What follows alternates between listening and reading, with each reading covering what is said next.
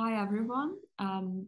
Today we are at the studio of Yulia Iosilzon, and it's my pleasure to introduce her and her works. We met earlier this year and instantly had this, human artistic connection, and I love your work so much. And it's a great pleasure to be here at your studio today.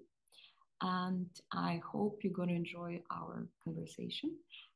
So please feel free to ask questions. And yeah, we can probably start. Well, yeah, thanks a lot for coming to my tiny studio in It's North London and doing this project. Yeah, really it's glad. it's gorgeous and it's very special to be here. I would love to start from asking you about your background as an artist.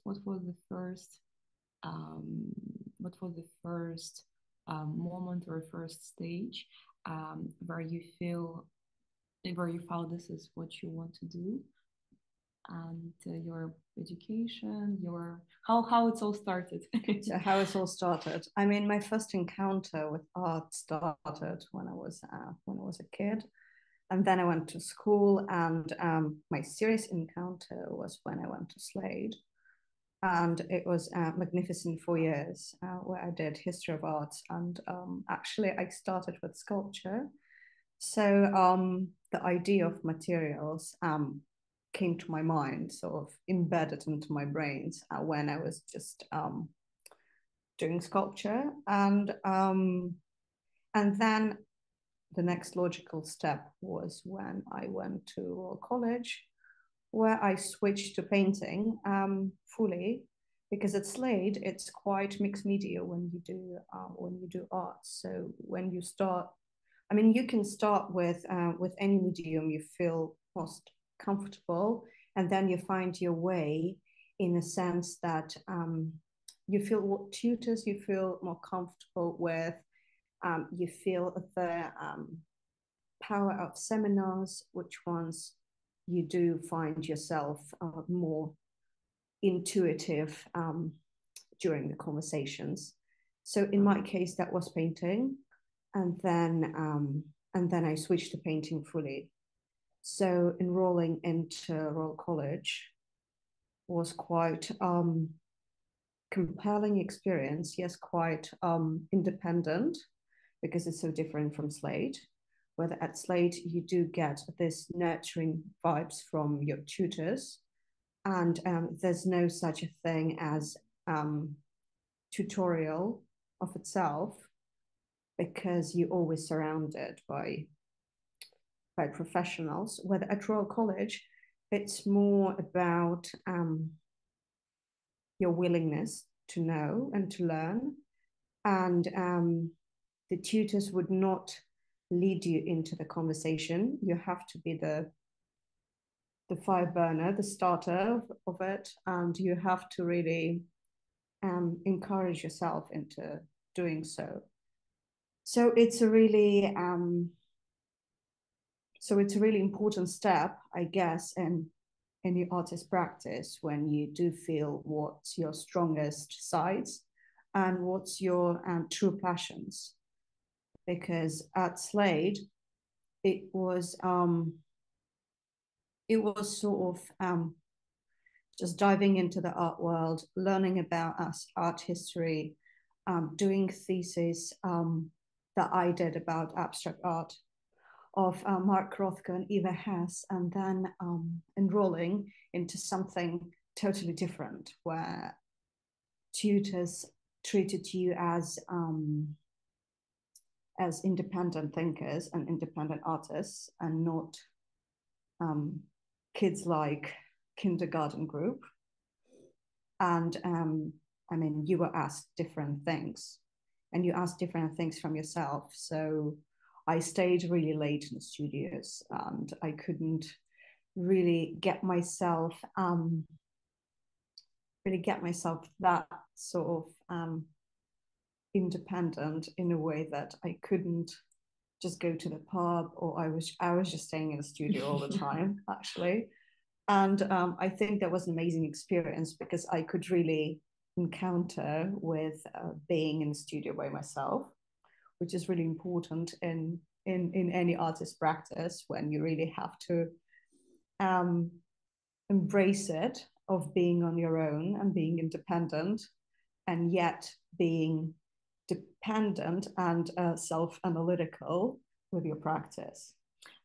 Thank you so much. And I understand that being in the studio and also receiving such strong art education definitely influenced you a lot. And you told me before that one of the first special moments was Bloomberg New Contemporary Prize. Perhaps we can have next slide now. Could you please tell me about maybe first projects and how it all started, and how you feel, your practice was changing and developing? Yeah, so Bloomberg New Contemporaries was that first step of an institutional show that I was so glad to be part of. Probably every student that goes to Slade Royal College or any other art institution do apply to Bloomberg New Contemporaries, because it gives you such a massive platform to really discover yourself. And I've got amazing tutorial as part of Bloomberg New Contemporaries with a curator of drawing museum.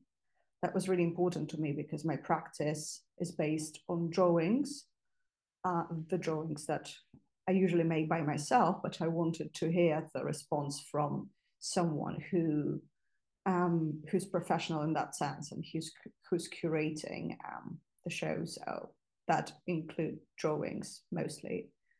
And also Bloomberg New Contemporaries is such a wonderful platform to include your works with, because it's usually rotates in terms of locations. So in my year, that was Leeds, and then it was South London Gallery. Whether in other years of other students, people, that was Leeds, and I think it was Liverpool. It was Institute of Contemporary Art in central London. So it was various locations that I think are really beneficial for any young artist that any young artist that does this first step into the institutional shows world. So we could really learn how to hang the works. We could really learn how to curate the show. We didn't do it by ourselves. Of course, the professional team of curators did that, but we could see how our works could really flourish into those spaces. And I think that was really important as a first logical step into the profession. And then your next big projects were Fanfarria and Paradeisos, right? So the Paradeisos, I was so lucky that Kate Morthers, the curator of that show, really gave me that opportunity, together with Jennifer Cavallo, now my gallerist in New York. And we did this amazing show with this massive paintings. The paintings that you see just in front of you and by the left side of the wall are almost 3.5 meters tall and 2.5 meters wide. So they were quite massive charcoal drawings / paintings that I made for that show.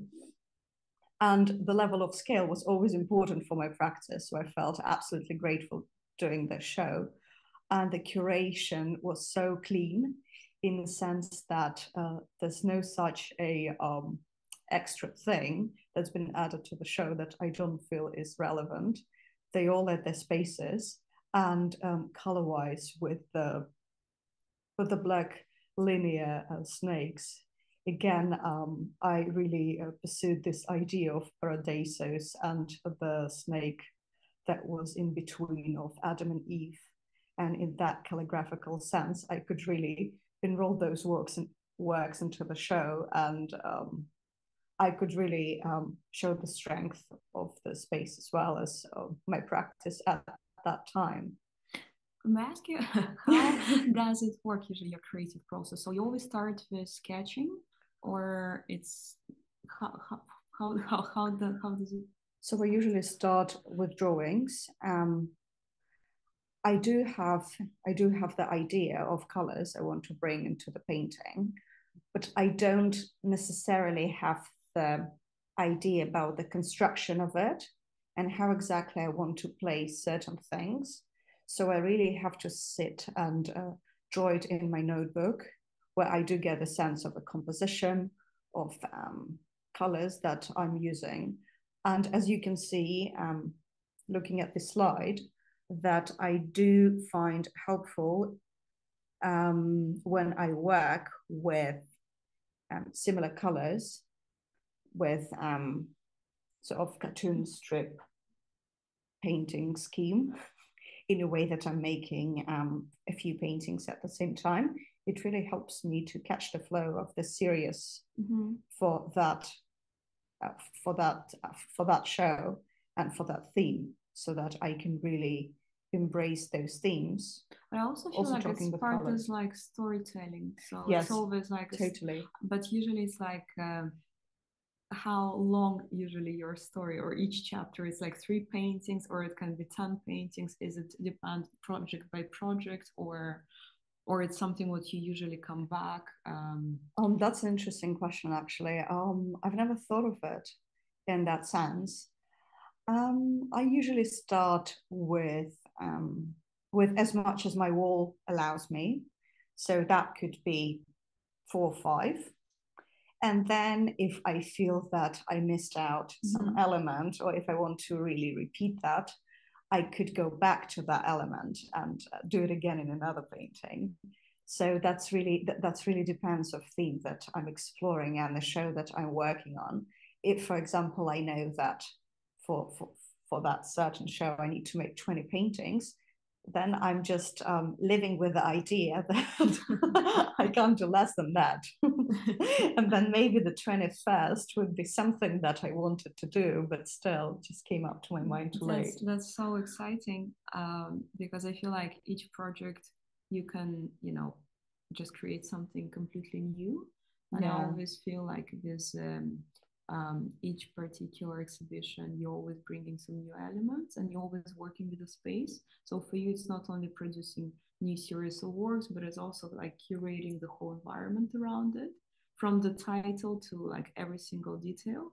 So it's always very exciting to see. I mean, that's so great that you're actually mentioning that, because usually it's the work in between of an artist and curator and writer for the show, because for me it's really important to see the text for the show so that I can really get some points and like bits and bobs from the text so that I can apply it to the next painting. So I would I always prefer having text when I'm still making the show, so that I can do the proper storyline to it. And the whole cohesion that you're talking about, it really grows within the process of my thinking, curatorial thinking, and the writer's thinking. So this sort of aesthetic of professional ethics, they do coincide, they do intersect, and they end up as a good show that could be visually digested in a cohesive sense. And then my next question will be just very natural. What was your favorite project? So this one is the Fanfarria again. That's another show that was based on the Disney song of the mermaid and the Fanfarria theme that was in that animation. And it's another topic that I find really interesting. Those are all Disney cartoons that I can really sort of rely on, and I can really use my imagination to detach some of things from that and also construct something new out of that. You And always yeah, have very special titles. It's a coincidence, or it's also connected with the whole idea and the topic of the exhibition, or like it's coming from the art historian texts you read before. So how does it, how does titles work with your whole practice and creative process? so when I'm getting ready for the show, I do prepare myself a list of titles or names or specific themes that I think of when I make the whole series for the show. But sometimes I do forget about that, and then I need a help from the curator. For example, with the Fanfarria show, Thea, the curator, helped me with the name because we couldn't really find the grip with the theme. It was so mystical in this cartoonish way, and it was so dreamlike. So we couldn't really find the word or the sentence that wouldn't include dream in it, because we didn't want to be too direct with the viewer. We also wanted the viewer to see something else, something that they would imagine looking at the paintings. So the Fanfarria was just something that came up to Thea's mind, and I was really glad to confirm that name so that it just flew straight away with the whole show. And yeah. Perfect. Um, Big fish. Oh, the big fish. As you can see, the big fish that's just looking at us. And that fish is the koi fish, the one that we can see at the Japanese gardens in Holland Park. And the theme behind that show was the kabuki theater that I'm still so eager to explore further. The whole theme of kabuki theater, the theme is when people do play parts as animals. So the massive fish, for example, could be held by 2 or 3 people running on a stage. And I just found it so amazing that it just inevitably came to my mind that I have to do the 3-part painting, the triptych, with the Poseidona, who's the daughter of the Poseidon, the Greek god. It's also like another theme that I usually add to my paintings because it's so interesting in the historical sense and in art historical sense, because I feel that it all started from there. It all started from those stories, from Iliada, from different Greek mythologies. So this show, for example, Chorus of Beauty and Menace, was a response in a way to something that I've been really interested in, again, calligraphy. You could see some cohesion with the show that I had at Cavallo Park previously, the Paradeisos. So this was the continuation of Paradeisos. And that's something that I quite enjoy in my practice, that I can always carry on with something. But as you said, I'm always digging something else. So it becomes something else. But yet you can see the sort of references from other shows, from the previous ones. So this one was made during the lockdown. And it was a special show because it was about escapism in a way, and the restrictions that we had, yet the all the willingness that we had to really break free and really fly away somewhere. And that was just something that I felt really intimate and comforting in that sense. And making drawings for that show felt quite substantially cohesive, because I did all of them at home and not in a studio. And only then, when we discussed with the curator, with Jennifer Carvalho, the whole process of making the drawings and the themes and the colors, only then I went to the studio and embraced all the paintings in here, in this space. And I can see that it's also like art process can be quite therapeutic. Do you feel this, or especially you mentioned it during COVID times, it helped you to overcome isolation and lockdown? Do you feel was it part was it important element for you Oh, or totally, totally. I think the therapy, like the therapeutic effect of paintings, it's inevitable because when you work with colors, when you work with movements, and when you work with paintings on such a big scale, it's inevitable that you do direct your whole body into making it, and it sort of becomes like a dance or like a meditation if it's just drawings, or again the massive painting could also be the meditation, especially at the last stages when I'm just doing some bits and bobs to it. So that's quite helpful, and it's so natural. and you use many layers, right? It's not only like one or uh, so basically you did many drawings at first, then you start layering, and then I think you mentioned to me once, then it's like crazy amount of layers, like 10 or 15. I'm always doing a lot of layers. I'm just I'm just looking at this massive mural that I did, and I think just answering to your last question, it's the most therapeutic experience I've got in my life. It was just massive mural at Antwerp with De Broek Gallery, and these paintings I did a lot of layering to them. Usually it's around 10 20 layers, or these are these are quite opaque and quite strong colors, so probably more than 20.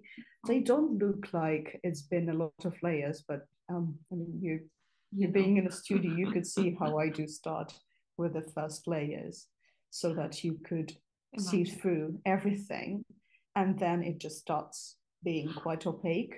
And it's super interesting. So you don't use oil on canvas, you use transparent fabric, right? Yes. Why it started? Because you like the way the visual effect of it, or you never wanted to use canvas, or I tried my relationship with canvas, of course, when I transferred to painting. It's such a well-respected and quite loved medium of mine, linen or cotton canvas.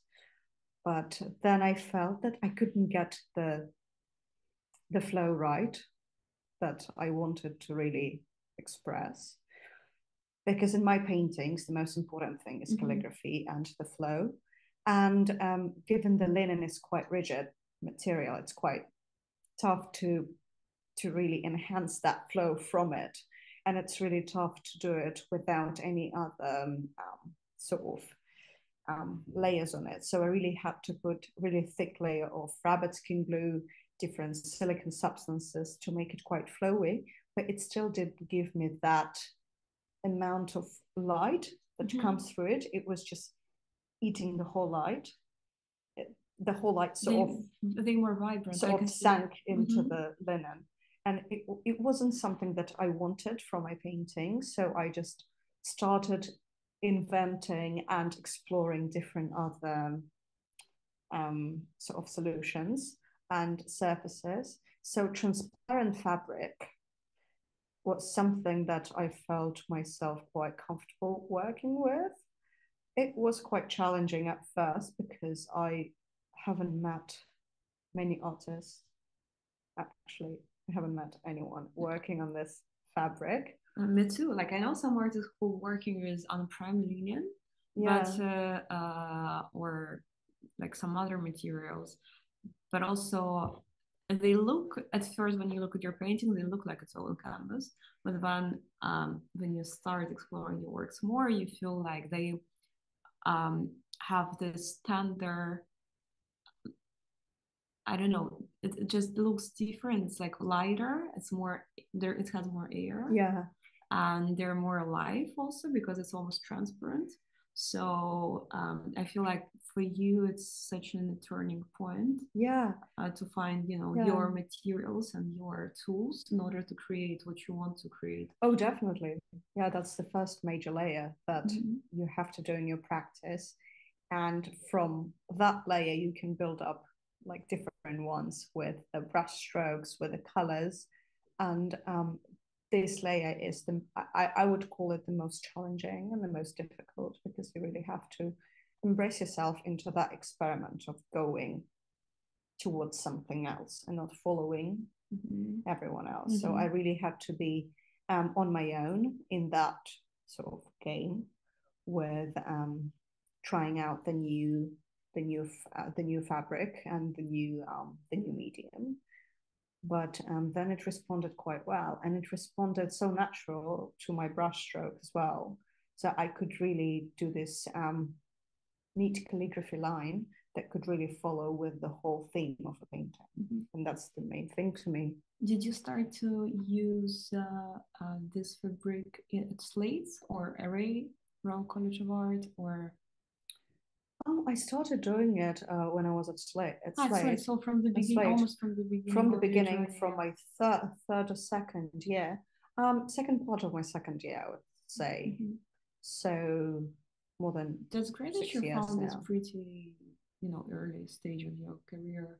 Yeah, that's true. I mean, all benefit goes to my tutors that really encouraged me into looking to those interesting surfaces, because I was quite anxious actually to go from linen, because I knew so many things about priming it, doing different things with it, different mediums that I could use on it, whether that fabric was just the new America to Columbus to me. Also, on my observation, female artists are more experimenting with the materials than males, to be honest. Like, to be honest, my favorite female artists, they not only work with oil and canvas, there are, some many other different materials. So Yulia, you had so many different projects in Europe, US, Asia, and I think one of the most defining ones for you and your career was project in Korea and Seoul. Is that was like one of your favorite ones you've done? And could you please tell us a little bit more? Because I think it looks like it was very challenging in terms of scale and space. And so I'm very excited to find out more. So that show was one of my favorite ones, indeed, because of the scale of it. It was almost 300 square meters that I could really embrace with my practice. So that was something that I felt really excited, especially with this massive mural that consists of 9 really big paintings. That mural is around 7 meters by 6 meters. So it's the biggest one I've done to date. 7 meters by 6 meters. Mamma mia. That's quite humongous, that's true. And ceramic bees surrounding it, because I still wanted to get to the idea where ceramics and painting could meet. And in this show particularly, I think I've done a huge progress with that, because it's so delicate, yet I deliberately picked bees to be the ceramic symbol and to be quite symbolical. We could see the next slide, for example, where there's different paintings. You could see other different symbols and emblems that I used for that show. For example, mushrooms. They're Amanita Muscaria mushrooms, yet I've made them blue instead of red, because I felt that it would hold better the whole mysteriousness of that show.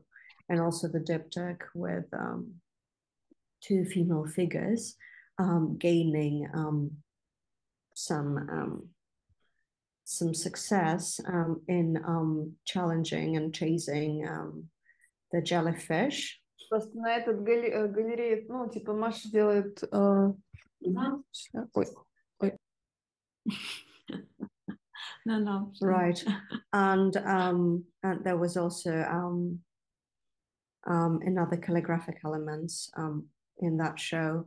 The slide that I'm looking at, it does have the caterpillars, the creatures that I used in that show for the first time, and then I reused it again, as we discussed.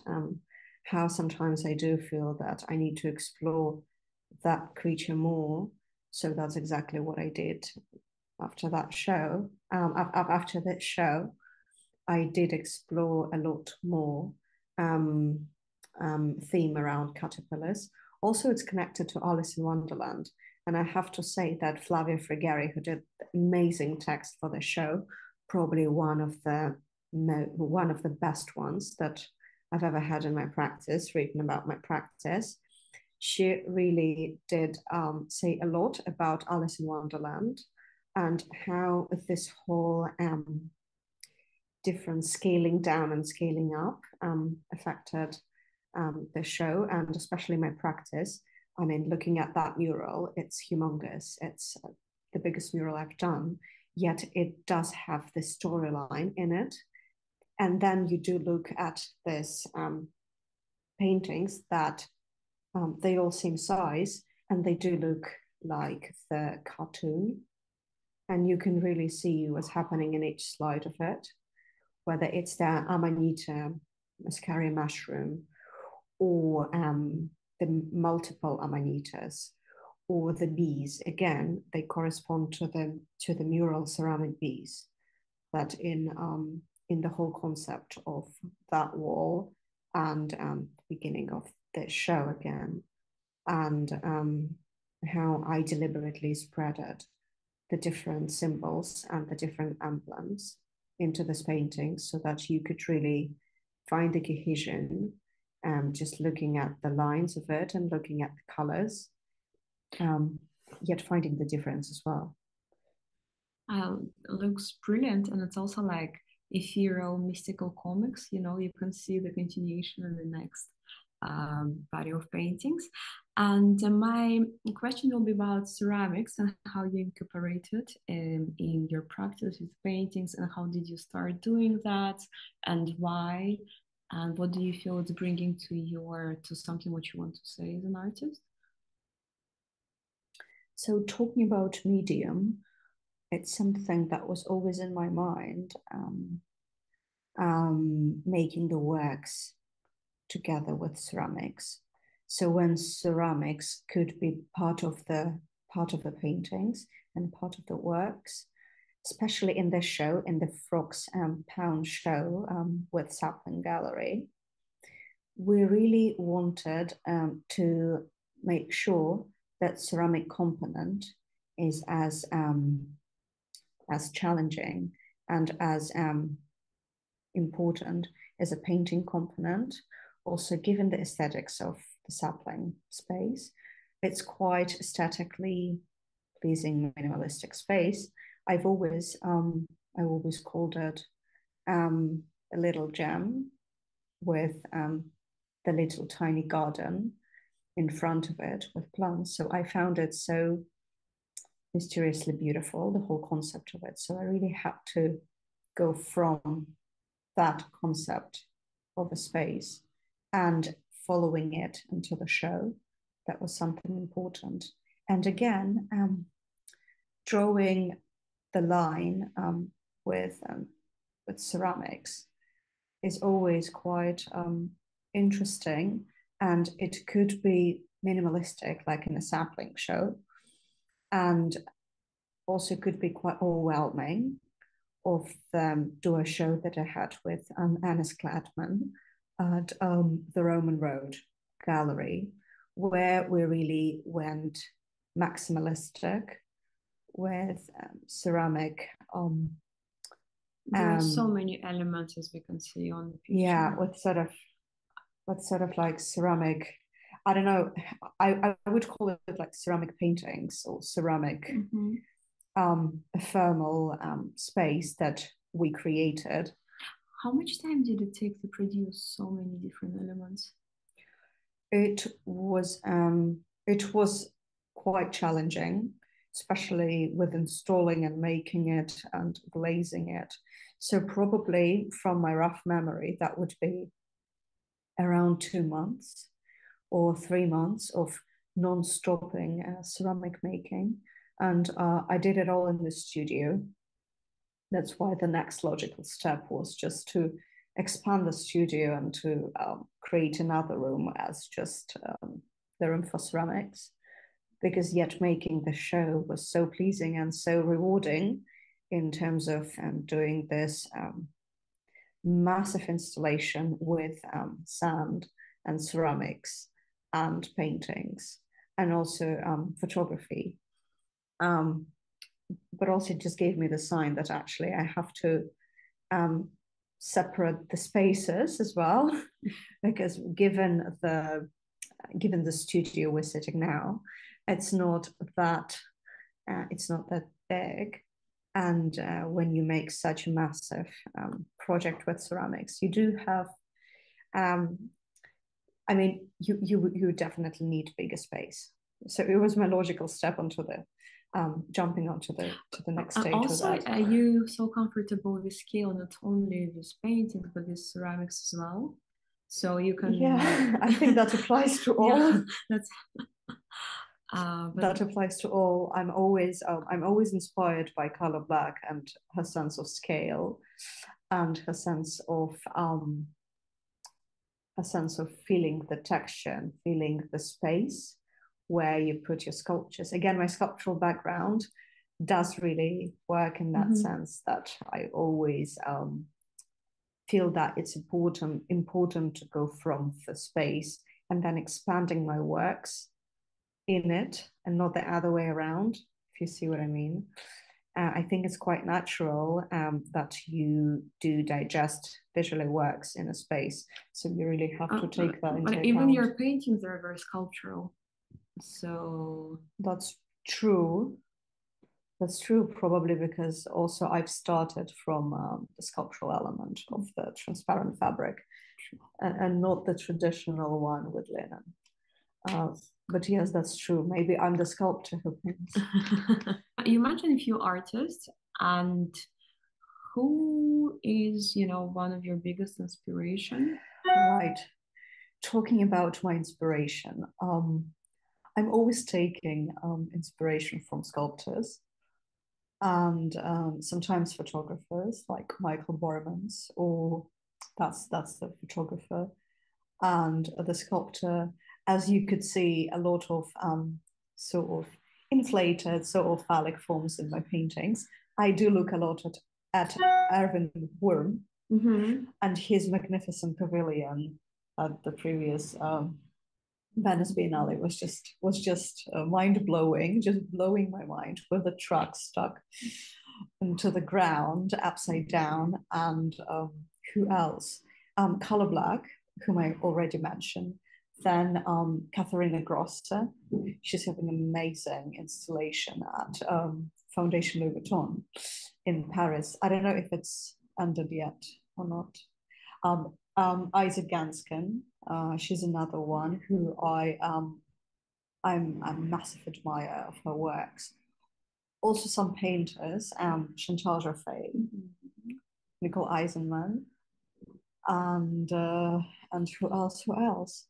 So many beautiful names that just scrolling around my mind. Eva Hesse? Eva Hesse, yes, of course. She's a sculptor, and I mean, in my sense, she's one of the greatest artists that ever lived, together with Yoshimoto Nara, because I found the level of that artist expressions quite close to my works, in a sense of emblems, in a sense of really being honest about what's going on into the artist's mind, and being still comforting with the studio practice and making this big installations and the big sculptures. it's also something that I think one day I'd love to do, sort of expanding from ceramics, from paintings onto the big monumental sculptures. Yeah, so that would be probably least but not last. But I feel like everyone you mentioned very, like true artists and very authentic and honest to who they are and what they're creating. And I can feel the same with you and and what you are doing. So I understand why you chose these names, and they were your inspiration. And let's talk about maybe future projects or your dream projects or something, if someone would come to you and say, Yulia, let's create something, what you ever wanted to, what it would be, what kind of thing it would be. Yeah, I would say, let's check my calendar. I am planning on to making a few exciting shows. Still, when I was talking to you about kabuki theater, it's also something that I'm still interested in doing. This sort of performance / ballet, something that Anthony Hamilton does, something that would include massive preparation with costumes, with ceramics, with design, something that I would make William from Cantridge? Sorry. Who? William Cantridge? Yes. I've seen Lulu, his performance. Lulu is one of his also. Yeah. I think it was Royal English Opera a few years ago. God. And something which you would perhaps enjoy.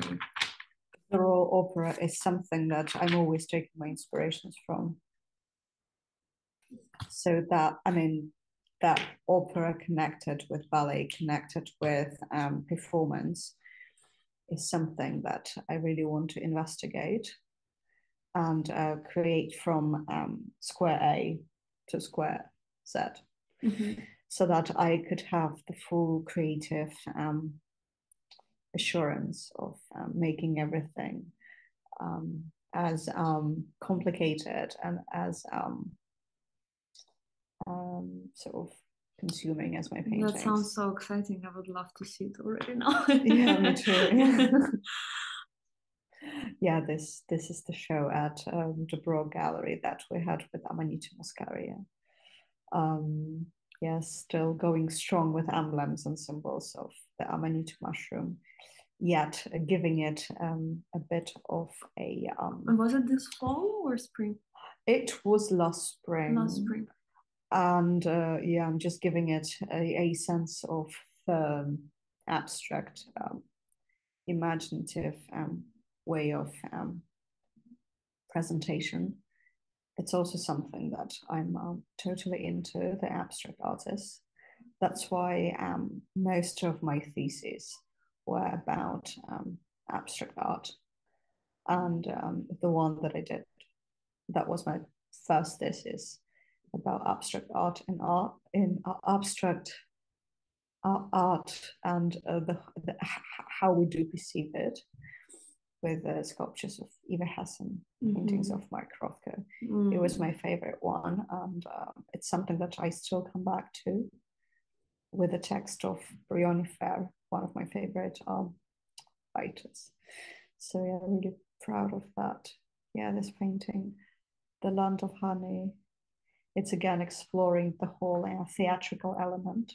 That's probably why I want to go into more performance and sculpture-based sort of practical way of doing my works. It's probably because of like part of it because of the paintings that I do make with these frames, with this really theatrical way. I feel the way you process new body of works for you would be very interesting to work on the whole production.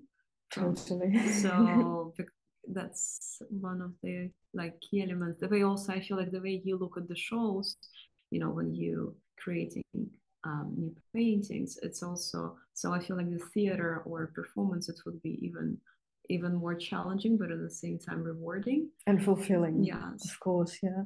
And also that would look so similar but so different from my paintings, and I think this would bring out new ideas and new ways into the creating the new elements and new symbols in the paintings as well.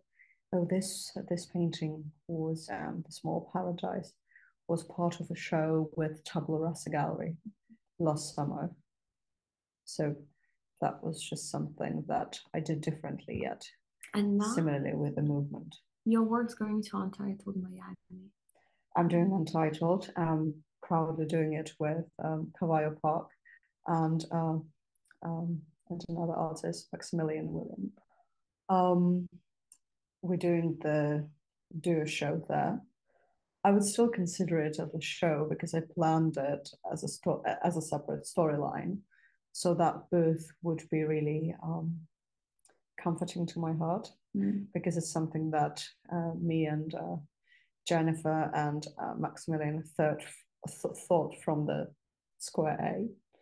So it's I'm really excited to see it live, because Jennifer, she's got amazing taste and amazing curatorial eye on putting it together. So I'm really excited to see that. I might see it next week too. Yes, yes. So you'll send me the sneak peeks, yeah.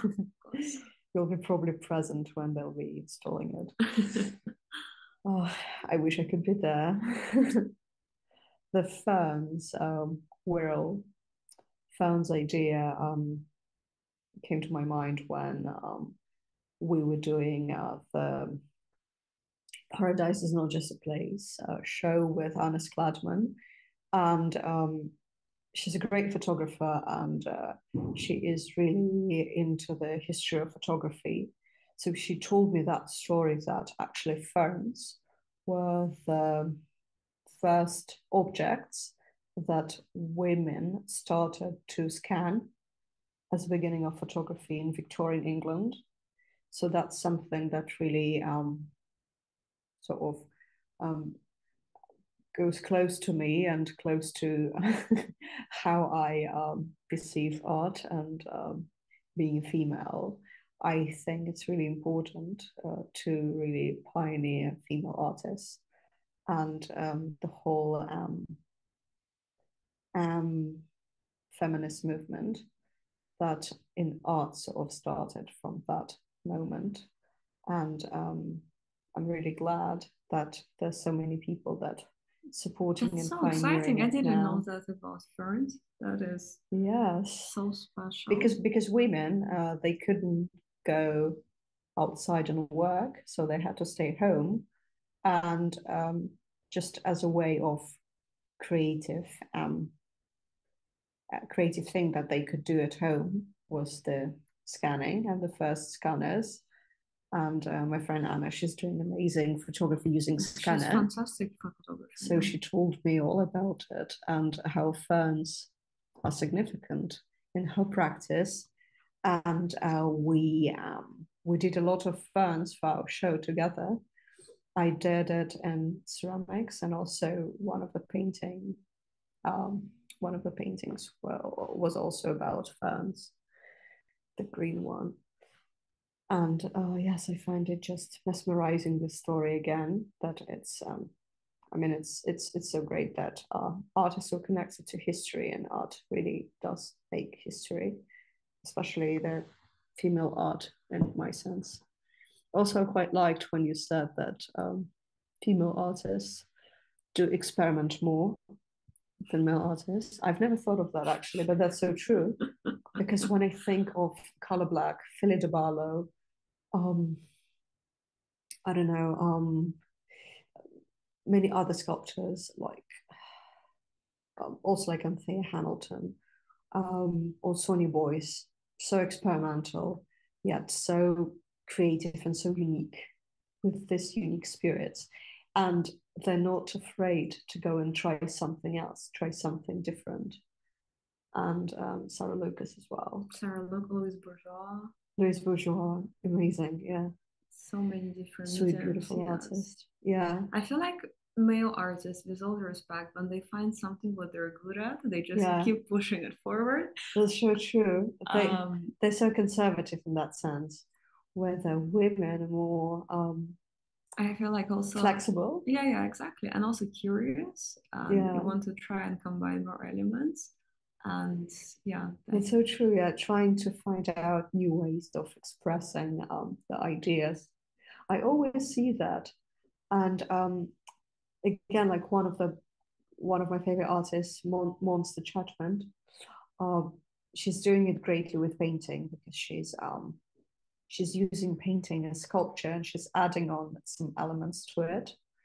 So sometimes it could, the painting could become a sculpture, or the painting could have this sculptural element in it. I find it just so fascinating. I'll try to do something similar with ceramics. Because I'm not so good with textiles, I must say. So I'll be playing on my strengths. Can we have next slide, please? Yes. Oh, this one's with ferns. Yeah. With ferns on the right and the Amanita on the left. And those two paintings were with the De Brock Gallery and Art Antwerp. It's quite abstract in a sense, and I love this sense of figuration, yet abstract elements, so that each person could make its own visual associations with that. And it's not really digging you into some particular storyline that you have to follow. So you can always go into your dreamscape and really imagine something that's already in your mind. We could probably go to the next, next one is this one. So this one again is this repetitive elements of the caterpillars. So it's the great reference for the Alice in Wonderland, and mushrooms, caterpillars, and the phase, they're fauna, or how you call them? Like, because there are a few elements you can always see and spot in there. You mean a face? Yeah. Or, yeah. Yes, I would say it's not particular people that I know or myself. It's just it's but like some of them are really, you can really distinguish them yeah. Between other paintings. Yeah. That's true. Probably that's because some face could go well with a certain painting. Seems like it's here. So we will be wrapping up. Yes, right? yes, as we already have a live studio starting now. Thank you so much. Maria, thanks a lot for inviting me into this conversation. Felt great talking to you. Oh, me too, always. Me too. Thank you so much. And it's time to start our live visit. So yes, exciting. Thank you so much. Thanks a lot, everyone, for listening. Thank you.